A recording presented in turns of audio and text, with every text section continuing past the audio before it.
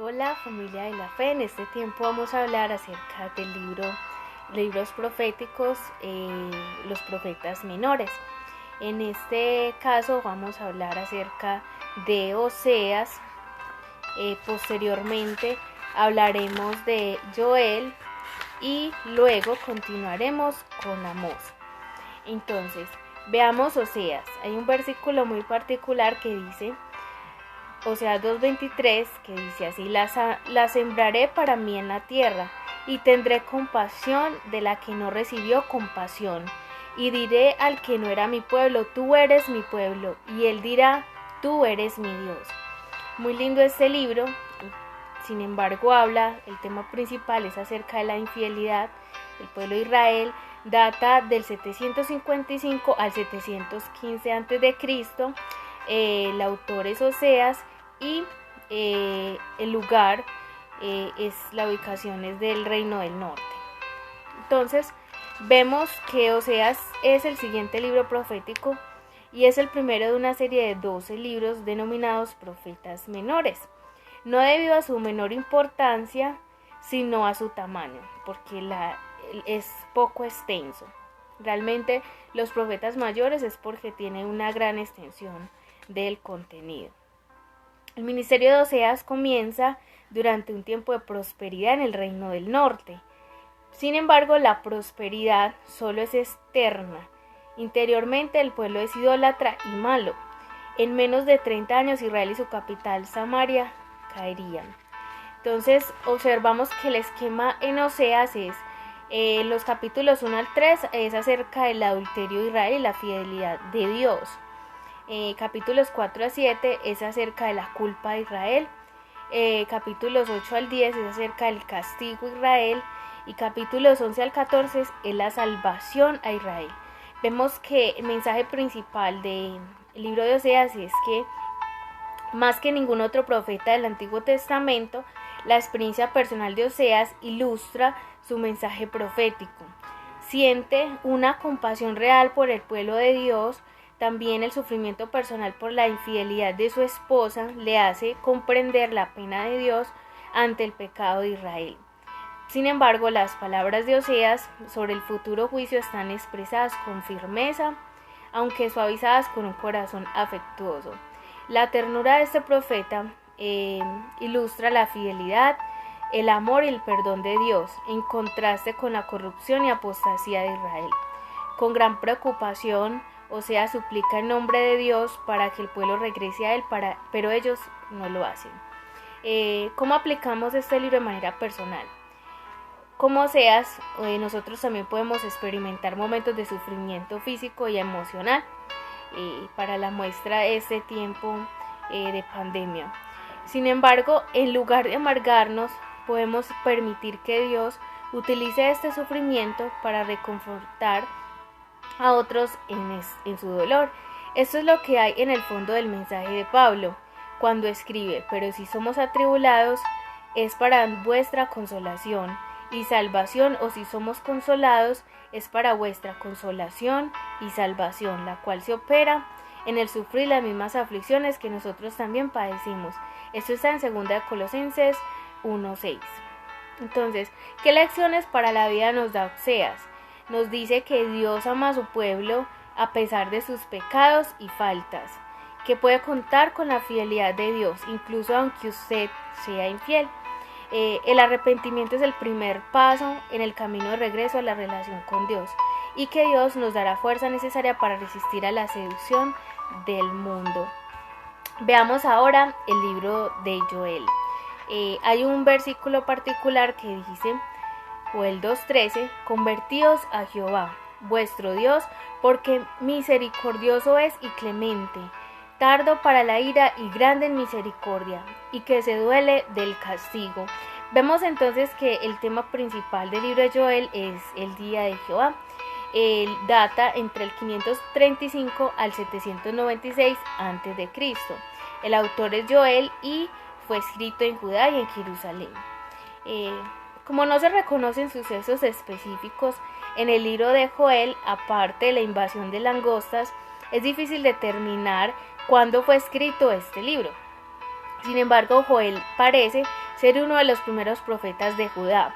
Vivió y ejerció su ministerio en Judá más o menos al mismo tiempo que Eliseo y Jonás en el reino del norte de Israel. Joel predice que la tierra será invadida por un ejército terrorífico que hará que la reciente plaga de langosta parezca algo de poca importancia. En nombre de Dios pide al pueblo que se arrepiente y les advierte del inminente desastre. Entonces veamos que el esquema para el libro de Joel es que capítulo 1 nos habla acerca de las plagas de la langosta, el capítulo 2 del día de Jehová y el capítulo 3 del juicio y de la bendición. Vemos que el mensaje principal del libro de Joel es que una sola bomba puede destruir una ciudad grande. Sin embargo, un único terremoto o un huracán puede destruir civilizaciones enteras. Nos asombramos ante el poder de la naturaleza y del hombre, pero estas fuerzas no pueden tocar el poder del Dios Todopoderoso. Amén.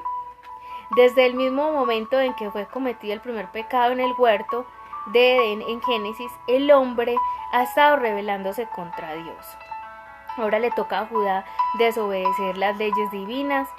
Como el pueblo no se arrepiente, será juzgado, tendrá su día de Jehová. Dios permite que la rebelión continúe, pero llegará un día en el que toda rebelión será castigada. Y asimismo estamos esperando nosotros el día de hoy, esa llegada del día de Jehová, y que Dios dice que Él no retarda su tardanza, porque sí, sino porque quiere que todos procedamos al arrepentimiento, porque nos ama tanto que dio a su único hijo, para que nadie se pierda, sino que todos tengamos vida eterna. ¿Cómo aplicamos esto a nuestra vida? Dios, no los invasores extranjeros, ni la naturaleza, ni la economía. Dios es el único al que todos deben tener en consideración. No se puede ignorar u ofender a Dios para siempre.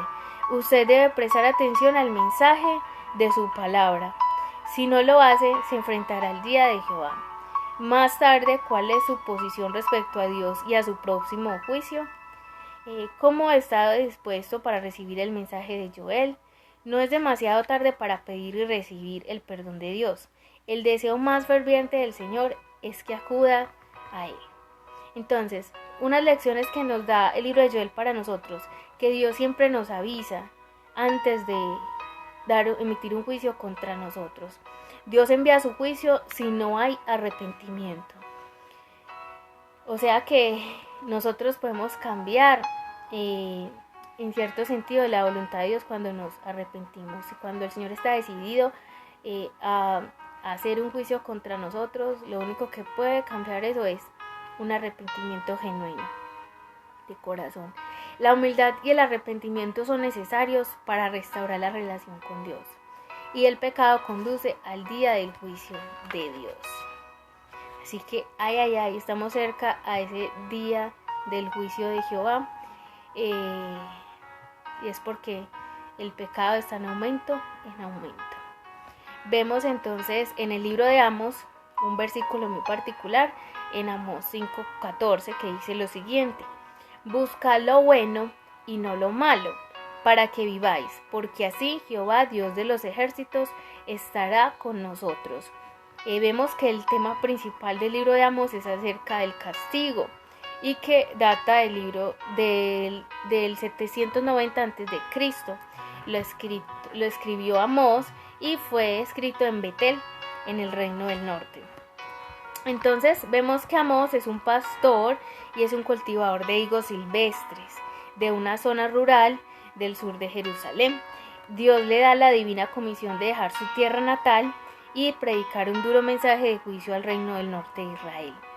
Ofrece 8 pronunciamientos, 3 sermones y 5 visiones, advirtiendo el inminente desastre por causa de la complacencia, idolatría y opresión al pobre.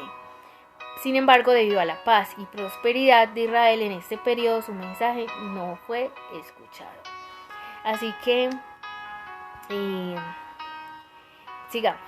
En capítulo 1 al 2 vemos en el esquema que es un pronunciamiento del juicio. Capítulo 3 al 6 es razones para el juicio. Y del 7 al 9 es visiones del juicio y la restauración. Vemos que el mensaje principal en el libro de Amós es que Amós no es un profeta profesional. No ha ido a una escuela de profetas. Dice, no hay profeta, ni soy hijo de profeta. No soy profeta, ni hijo de profeta, está en Amós 7:14, sino que soy boyero y recojo higos silvestres. Es un sencillo campesino que le hace tener entonces tanta fuerza espiritual. En su testimonio nos da una respuesta. Y Jehová me tomó detrás del ganado y me dijo, ve y profetiza a mi pueblo Israel. Está en el versículo 7:15. Amós profetizó sin temor alguno con el Espíritu de Dios dentro de él. Está en Amós 3:8. Vemos que la aplicación personal para nuestra vida es que Amós le proporciona un ejemplo excelente hoy día. Le recuerda que no tiene que estar entrenado profesionalmente para defender a Dios cuando ve la injusticia humana o el comportamiento pecaminoso, especialmente el de aquellos que dicen ser cristianos.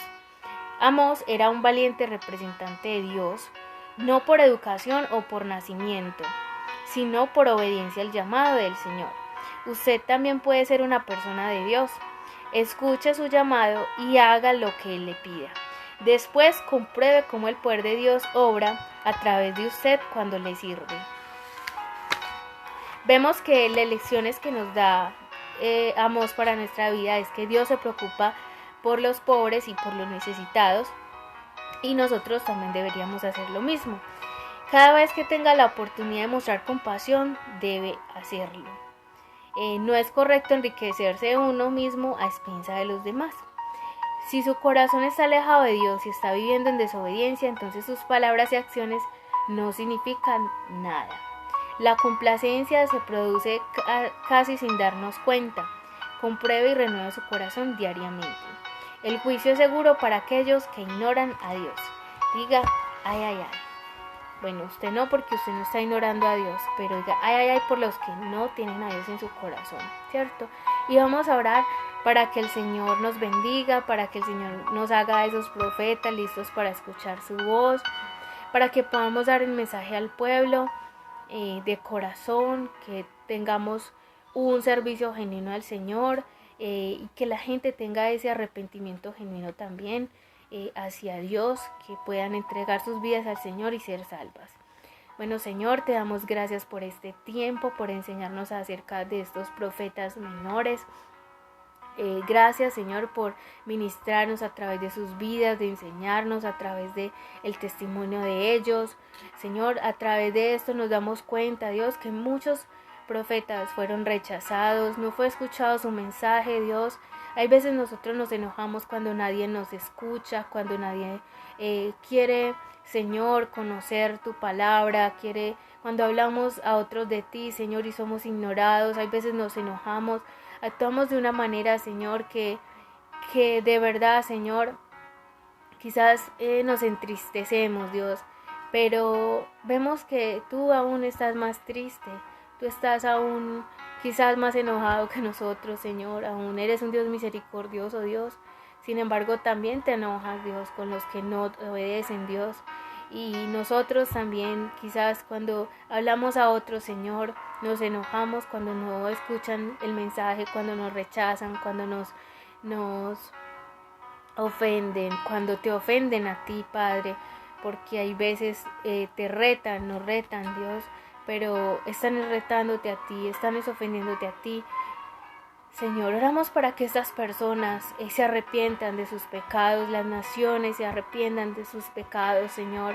Te lo pedimos en el nombre de Cristo Jesús. Las personas se vuelvan a ti de corazón, sobre todo en estos tiempos del mal, Señor, que estamos en esta crisis, en esta pandemia, Señor. Te lo pedimos en el nombre de Jesús, que tengas misericordia de las naciones, que tengas misericordia de las personas que no te conocen, que estas personas puedan escuchar el mensaje y puedan recibir ese mensaje de salvación, puedan recibirte a ti como su único Señor y Salvador. Te lo pedimos en el nombre de Cristo Jesús, que tú seas, Señor, llenando cada vida con tu Santo Espíritu, Señor. Mira cuántas personas, Señor, faltan por entregar su vida a ti. Te pedimos por la salvación de ellos, que nadie perezca, Señor, sino que todos procedan al arrepentimiento, Señor, como es tu voluntad. Te lo pedimos, Señor, en el nombre de Cristo Jesús.